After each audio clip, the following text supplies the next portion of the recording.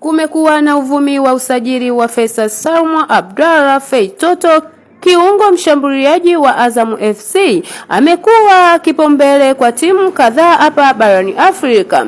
Kulikuwa na tetesi zisizoaminika kuhusu kutakiwa na klabu ya RR Tripoli ya Libya kwa mshahara wa karibu dola za Kimarekani 60,000, takriban shilingi bilioni 153 na laki sita kwa mwezi. Lakini dili hilo alijafanikiwa kutokana na waajili wa Faisal Salum Feitoto wa Azam FC imeweza kuigomea klabu ya RR Tripoli ya Libya kutokana na mchango mkubwa anaotoa Faisal Salum Feitoto katika timu ya Azam FC.